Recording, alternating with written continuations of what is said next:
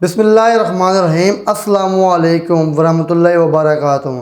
दोस्तों, आज की जो हमारे पास वीडियो है, एक पंडित से हिंदू ने सवाल किया है कि क्या जो उनके राम हैं उनसे बड़ा जो ईश्वर, उसके ऊपर जो ईश्वर भी होता है, तो क्या हम वो जो राम हैं वो ईश्वर से मदद मांगते हैं। तो आज हम उसके जो दिलचस्प जो सवाल की है उसके जवाब सुनेंगे उस पंडित से, और उसके बाद जो है डॉक्टर जाकिर नाइक साहब का जो है इसी से मुतल्लिक जो है उनके जवाब भी सुनेंगे। और बहुत ज़बरदस्त वीडियो है, तो स्टार्ट करते हैं कि वीडियो को, और चलते हैं, स्टार्ट करते हैं वीडियो। क्वेश्चन है मेरा, क्या ईश्वर से बड़ी इस संसार में कोई सत्ता है? अगर ईश्वर से बड़ी कोई संसार में सत्ता है तो वो ईश्वर ही है, क्योंकि ईश्वर से बड़ी कोई सत्ता है नहीं। ईश्वर का कोई आकार हो सकता है? हाँ जी, क्या ईश्वर का कोई आकार हो सकता है? भगवत गीता में भगवान कह रहे 15 अध्याय के 15 श्लोक में क्या कह रहे हैं कि वेदों के द्वारा तो मुझे ही जाना है, वेदों की रचना मैंने की है, वेदों का संकलन करता मैं ही हूँ, वेदांत भी मैं ही हूँ। तो ईश्वर है ना वेदों की रचना करने वाला? यानी भगवान श्री कृष्ण अपने बारे में बता रहे हैं। तो भगवान श्री कृष्ण से पहले क्या संसार नहीं था? संसार की उत्पत्ति भगवान से हुई, इसलिए भगवान गीता में कह रहे हैं हम सर्वस्य प्रभो भगवान। एक मिनट गुरुजी, और भौतिक जगत का भगवान गीता ने तो 5000 वर्ष पहले कहा है। भगवान उससे पहले जब गीता नहीं थी, ओनली फॉर वेद, वेद का ईशोपनिषद पढ़िए, ईशावास्यविदं सर्वम यत्किंच जगत्याम जगत। चौथे अध्याय में भगवान कृष्ण बोल रहे हैं अर्जुन गुरुजी, गीता से पहले वेद था। मेरे प्रश्न, आपके प्रश्न का उत्तर तो देने दीजिए मुझे। आप कह रहे हो कि भगवत गीता पहले 5000 साल पहले बोली गई, भगवान कृष्ण स्वयं गीता में बोल रहे हैं चौथे अध्याय में, इवम विश्वते योगम प्रोक्तवान अहम अव्ययम, मैंने ये दिव्य ज्ञान सूर्य देव विश्वान को दिया 12 करोड़ साल पहले, 5000 साल पहले नहीं। आप बताइए, ये उनके अंदर भगवान कृष्ण ने सूर्य देव विश्वान को दिया, और सबसे पहले भगवान ने दिव्य ज्ञान सृष्टि की प्रारंभ में, जिसका उल्लेख श्रीमद् भागवत में मिलता है, ब्रह्मा जी को दिया। और बताइए, ऐसा नहीं है, ईश्वर ने सृष्टि के आदि काल में मात्र 4 ऋषियों को वेदों का ज्ञान दिया, और भगवान कृष्ण खुद वेद पढ़ करके गीता जैसा अमर ग्रंथ बोलने के काबिल हुए, ऐसा शास्त्र प्रमाण है। शास्त्र में कहीं भी इस प्रकार का वर्णन नहीं है। क्या भगवान दिखा दीजिए पहले। क्या भगवान नहीं, भगवान राममान नहीं थे? उन्होंने तो गीता का अध्ययन नहीं किया, गीता का अध्ययन नहीं किया। गीता का अध्ययन भगवान को करने की आवश्यकता नहीं है, क्योंकि वो भगवान है। गीता का अध्ययन आपको और मुझे करना होगा। क्यों? एक मिनट गुरुजी, भगवान का अर्थ क्या होता है? गीता का अध्ययन भगवान का अर्थ क्या होता है? मुझे करना है। भगवान का अर्थ क्या होता है? एक परिवार के लिए पति भगवान नहीं होता, उसी प्रकार से भग कल्याणार्थक धातु होती जिसके 6 अर्थ निकलते हैं। दर्जा दिया जाता है, सम्मान किया जाता है, इसका मतलब ये नहीं कि वो भगवान है। भाई, परिवार के लिए वो भगवान है। भगवान कृष्ण ने पूरे संसार के लिए कल्याण का काम किया, वो संसार के भगवान है। इसी प्रकार से आप देखिए, कोई कुल भगवान होते हैं, कोई गांव के भगवान का मतलब ये है कि आप संसार के अच्छे काम करने लगो, आप भगवान बन जाओगे। ईश्वर भगवान नहीं हो सकता, दोनों के बहुत बड़े अंतर है। मैं इसको व्याकरणिक अर्थ से निकाल सकता हूं। ईश्वर परमा कृष्ण सच्चिदानंद विग्रह अनादिरादिर गोविंदा सर्व कारण कारण। परम ईश्वर भगवान श्री कृष्ण है, सच्चिदानंद विग्रह है, सभी कारणों के कारण है, वो अनादि है, उनका कोई आदि नहीं है। ब्रह्मा जी कह रहे हैं ब्रह्म संहिता में, अगर भगवान कृष्ण खुद ईश्वर हैं तो उन्हें ईश्वर की आराधना करने की क्यों आवश्यकता पड़ी? जाना है, आपके बहुत सारे प्रश्न हैं, आप कभी समय लेकर हमारे पास आइएगा, क्योंकि बहुत सारे। मेरा एक ही प्रश्न और है, अगर भगवान कृष्ण खुद ईश्वर हैं तो उन्हें ईश्वर की आराधना करने की आवश्यकता क्यों पड़ी? भगवान कुछ भी कर सकते हैं। भगवान तो अर्जुन का रथ भी चला सकते हैं, भगवान शिव जी को जल भी चढ़ा सकते हैं, वो भगवान की इच्छा है, वो कुछ भी करें। हम क्यों उनको चुनौती दे रहे हैं? भगवान ने ऐसा क्यों किया? तो भगवान और ईश्वर में अंतर है। ईश्वर निराकार है तो उसका आकार हो ही नहीं सकता। वेद खुद कहता है ईशावास्मितम सर्वम यत्किंच जगत्याम न बुंदिता। ईश्वर, और गीता खुद कहती है, भीष्म पितामह खुद कहते हैं ईशावास्यम इदम सर्वम यत्किंचित जगत्याम। जगत का मतलब ये है कि जो भी आप खुद देख रहे हैं, चेत हो, अचेत हो, एनिमेट हो, इनएनिमेट हो, its own and controlled by the supreme Lord. हाँ, तो वो परमात्मा सुप्रीम पावर है, और जो भी उसके भक्त हैं, वो भगवान कृष्ण हो, भगवान राम हो, जो भी हो, वो सिर्फ और सिर्फ भगवान है। उन्होंने सिर्फ ईश्वर के प्रति जाने के लिए आग्रह मात्र किया है। बुरा मत मानेगा, आप जो सिद्धांत बोल रहे हैं, दर्शन बोल रहे हैं, उसको मायावाद कहते हैं। वो तो और हमारे शास्त्रों में लिखा है, दर्शन का अर्थ ही क्या है? मायावादी भाष्य सुने होए सर्वनाश। दर्शन का मायावादी अर्थ ये भाष्य दर्शन नीति दर्शन सुनने से जो हमें आध्यात्मिक दर्शन जीवन करा दे उसी को दर्शन कहते इसलिए हैं। भगवत गीता में 12वें अध्याय में भगवान कह रहे हैं, क्लेशो अधिक मेरा एक ही क्वेश्चन है, क्या गीता से पहले जीवन नहीं था? जो निर्विषय निराकार ब्रह्म के ऊपर ध्यान लगाता है, ऐसा मार्ग बड़ा कठिनाइयों से बीतता है। क्या गीता से पहले जीवन नहीं था? गीता से पहले जीवन था जो भगवान के द्वारा निर्देशित था।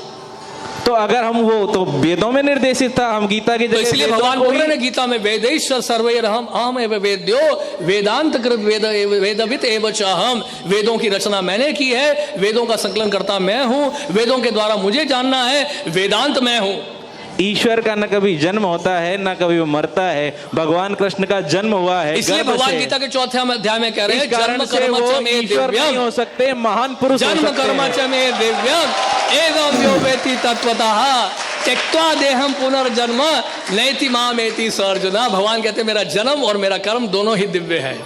तो भगवान कृष्ण जी का तो जन्म हुआ है, भगवान कृष्ण का तो जन्म हुआ है, जन्म हुआ है। सूर्य देव प्रकट होते हैं, सूर्य देव अप्रकट होते हैं। सूर्य देव का जन्म होता है, देखा आपने? सूर्य अनादिकाल से है। हाँ, तो इसी तरह से भगवान कृष्ण भी अनादिकाल से है।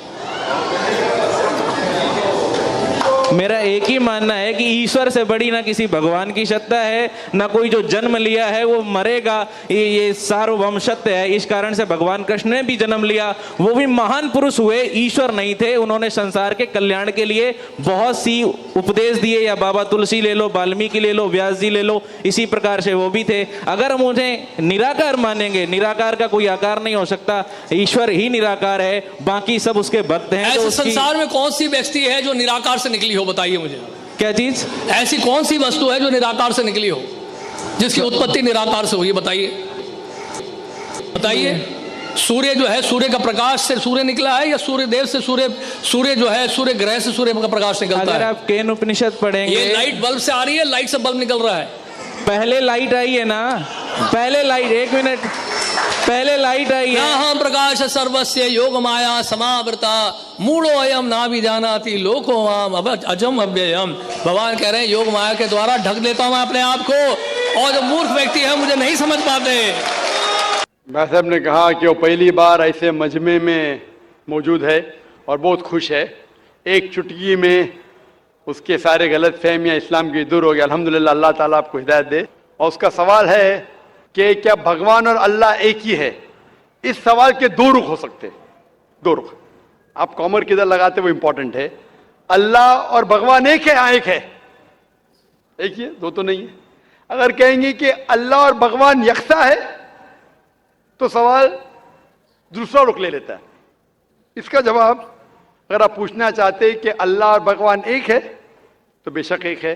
अगर आप पूछना चाहते हैं जो अल्लाह और भगवान, जो हिंदू लोग जो भगवान में मानते हैं और मुसलमान जो अल्लाह में मानते हैं वो एक है, तो मेरा जवाब इसमें ये कि अगर आप सही तरीके से हिंदू धर्म की किताबों का मुताला करेंगे और सही तरीके से इस्लाम धर्म की किताब का मुताला करेंगे तो दोनों यकसा है, वही है। लेकिन अगर जो मजहब के धर्म अधिकारी है उनकी बात सुनेंगे, जो किताबों के हवाले से दूर है, किताब के पैगाम से दूर है, तो हो सकता है आपको गलत राय मिलेंगी। जैसे मैंने फरमाया था मेरे तकरीर में कि कुरान में लिखा है सूरह इखलास में सूरह नंबर 112 आयत नंबर 1 में, कुल हुवल्लाहु अहद, कहो कि अल्लाह एक है।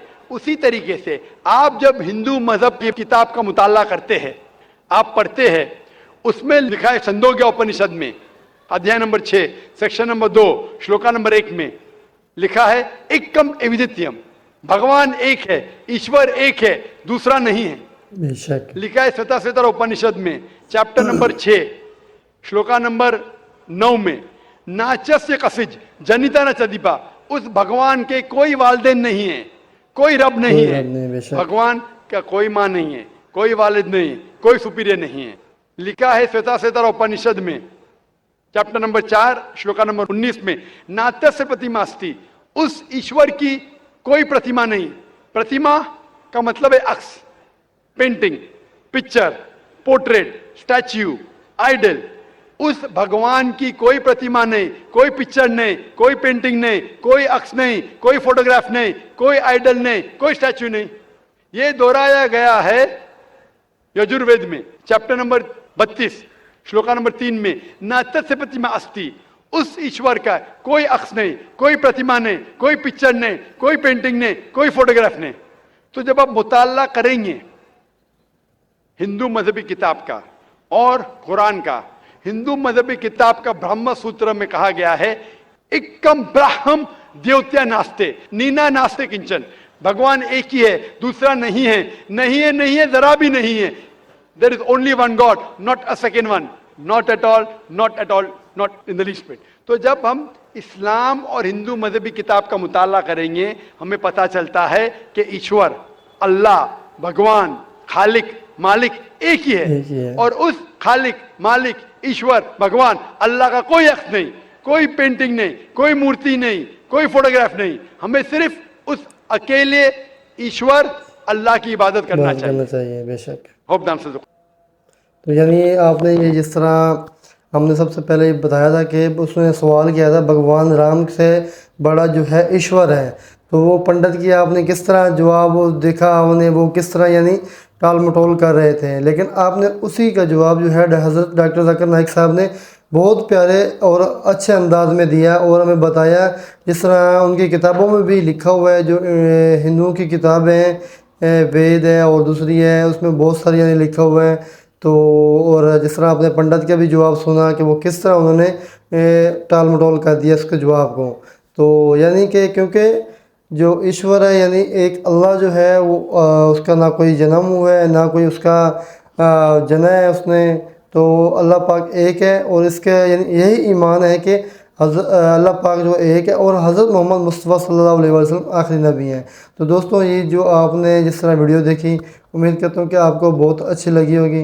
नेक्स्ट वीडियो तक मिलते हैं हमें और दीजिए हमें इजाज़त। अल्लाह हाफिज़।